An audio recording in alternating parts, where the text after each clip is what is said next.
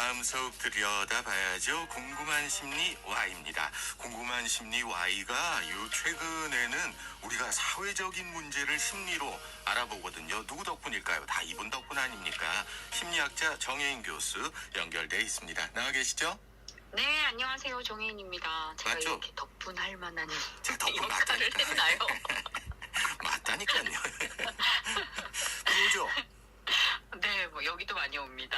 예, 장만데 하여튼 이번 한 주는 우중충하게 보내시지 마시고 뽀송뽀송하게 보내세요.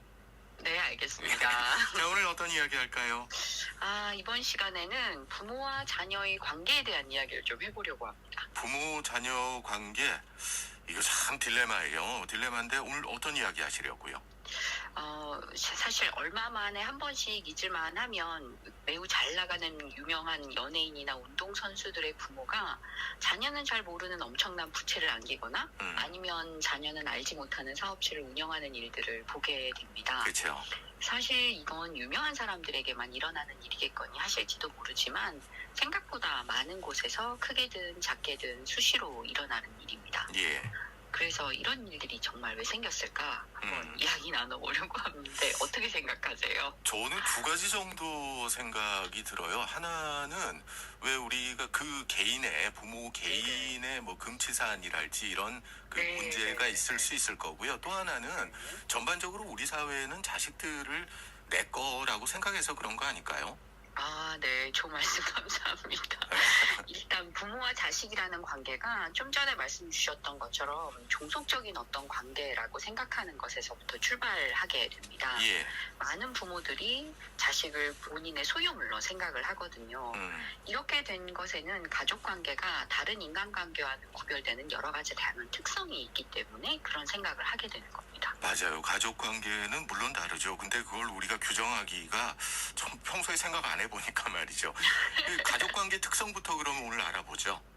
일단 가족관계는 혈연으로 맺어진 인간관계의 영역입니다. 가족은 부부와 자녀로 구성되는 어떤 기본적인 사회 집단이죠.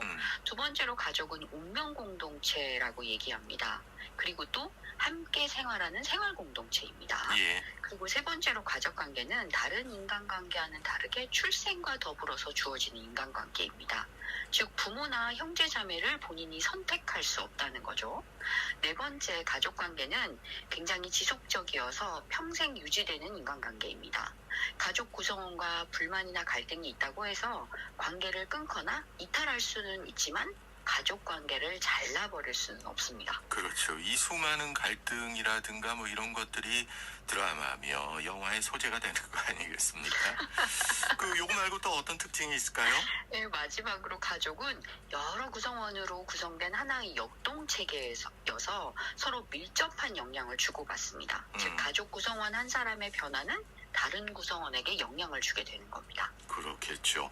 자, 가족 관계는 말씀하신 것처럼 부부가 최초로 가족의 구성원이 되는 겁니다. 그렇죠? 네. 그 다음에 자녀가 태어나고 이렇게 되는데 여기서 부부는 남남이었잖아요. 맞습니다. 근데 자녀가 네. 생기면 이제 드디어 혈연이라는 게 생긴단 말이죠. 그쵸. 그 부모와 네. 자녀 관계 이게 참 딜레마인데 이거는 어떻습니까?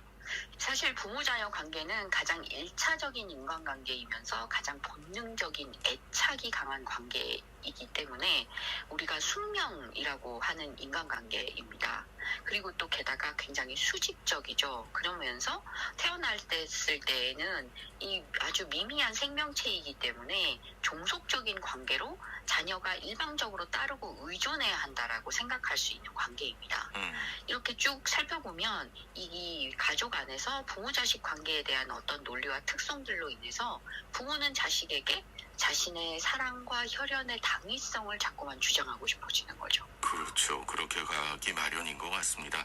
근데 저기 부모가 자식에게 쏟는 사랑, 내리사랑을 조건 없는 사랑이라고 많이들 이야기는 하잖아요. 예, 그렇죠. 부모와 자식 간의 사랑을 아무런 조건이 없는 사랑이라고 이름을 붙이기는 하지만 사실 많은 순간 부모는 자식에게 내가 너를 얼마나 사랑하는지 증명할 것을 요구를 합니다. 그리고 또 지금까지 자식을 키우면서 들어갔던 경제적인 어떤 바탕과 지원을 부채로 만들어서 정산하라고 요구하게 되죠. 예. 물론 부모가 무조건적인 희생을 해야 하는 것도 아니고, 그리고 자식에게 일방적으로 손해보는 구도를 가져가야 한다는 말씀을 드리는 것은 아닙니다. 네네. 그런데 한번 잘 생각해 보시면 무엇이 이득이고 무엇이 손해일까 생각하게 됩니다. 아이가 세상에 태어나서 5살이 될 때까지 그 아이가 부모에게 모든 효도를 다했다는 그런 이야기도 있지 않습니까? 그렇죠? 네네. 그래서 제가 하나 얘기 드리고 싶은 것은, 저는 늘상 부모들한테 이런 표현 쓰거든요. 자식은 세상에 부모에게 빚을 받으러 온 존재이다라는 표현을 쓰기도 합니다. 빚 받으러 왔죠.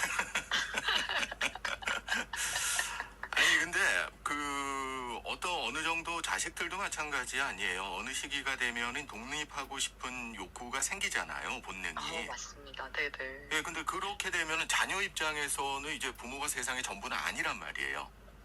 그렇죠. 예. 네, 말씀 주셨던 것처럼 이 세상의 전부가 이다라고 생각했던 때도 있었지만, 더 이상 부모는 혹은 자식은 세상의 전부가 아니야라고 생각하는 어떤 순간이 오게 됩니다. 예, 예. 근데 말씀 주셨던 것처럼 이런 어떤 관계에서 소유와 집착이라고 하는 것들을 좀 생각을 해보셔야지 될 것 같아요. 내가 어떤 물건이 됐든 사람이 됐든 그 사람을 내 것이라고 명명하고 그것을 내가 끊임없이 추구하게 되는 어떤 상황과, 이거는 지금까지는 내 거였는데 지금부터는 누구의 것도 아니야 라고 생각하는 어떤 상황의 차이가 있는 거죠. 이렇게 되면 예. 어떤 미성년자인 어린아이가 성인이 되는 어떤 상황을 맞이하게 되는 겁니다. 그때 부모 입장에서 서운할 것 같거든요. 엄청나게 서운하게 되죠. 그래도 어쩔 수 없는 거 아니에요. 부모 입장에서 어떻게 해야 되는지도 좀 설명해 주세요. 네, 이 부분에 대해서 심리학자인 카렌 피그만이라는 분이 부모와 성인 자녀 사이를 긴장시키는 6가지 이야기를 했습니다. 예. 첫 번째로 성인 자녀의 삶에 관여하고 그에 따른 어떤 보상을 보장받으려 하는 불확실한 대가성으로 손자나 손녀를 돌봐주기 때문에 자식의 재정이나 양육 방식 등에 관여할 수 있다고 생각을 하게 되는 거고요.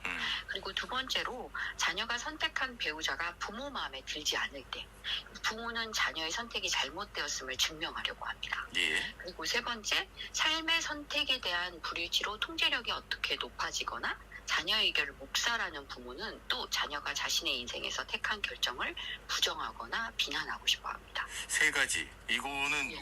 뭐 얼추 이해를 할 것 같아요. 4번째는 뭡니까? 네 번째는 부모로서 자녀가 손자를 양육하는 방식이 마음에 들지 않을 때 자녀 영육에 비판을 가하죠. 넌 이렇게 하면 안 된다. 이건 틀렸다. 뭐 이러는 거죠. 이런 분들 많으세요. 그리고 5번째는 자녀에게 동기를 부여하는 방법으로 형제나 친척 또는 다른 사람과 비교를 하죠. 근데 이 비교가 자녀의 열등감을 높이게 되고 자녀의 한계점을 비교 대상 수준까지 한정시켜서 이것 또한 문제를 만듭니다. 그러네요. 또 마지막으로 의견 불일치를 무례하다라고 생각을 하는 겁니다. 부모에 대한 공경이 무조건 부모 의견에 찬성해야 되는 것도 아닌데 반대하게 되면 무례하고 너는 불손하다라고 얘기를 합니다. 결국은요, 그 자녀는 때 되면은 떠날 존재다. 빚 받아가지고는 이렇게 생각하는 게 제일 맞을 것 같아요. 그렇게 생각해야 되지 않을까요?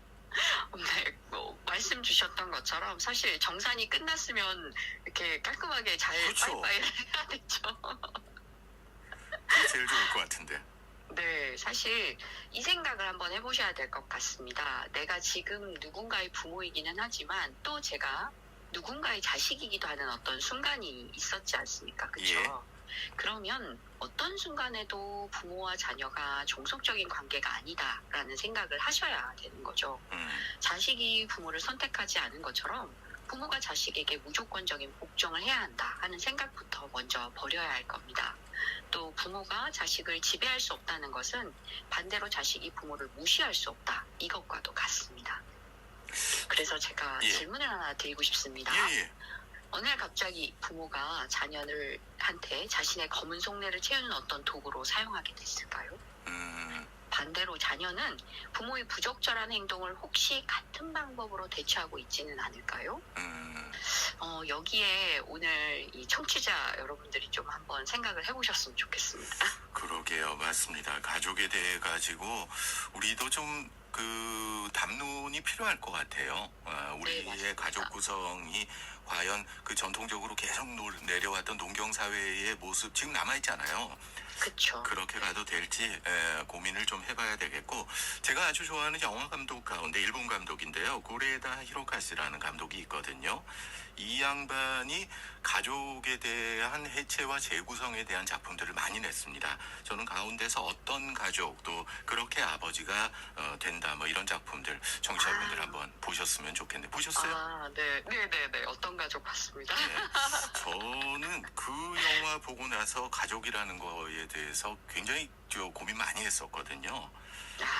생각해볼 만한 어떤 이슈고요. 예. 더군다나 이제 저는 개인적으로 동양권, 한국, 일본, 중국, 베트남 이런 동양권의 가족의 이 전체적인 구도가 사실 서양 사회의 구도와는 좀 다르기 때문에 네. 우리가 생각하는 가족의 의미를 한번 재조명하는데 말씀 주셨던 영화들이 생각을 많이 갖게 만들지 않을까 싶습니다. 맞습니다. 그랬으면 좋겠네요.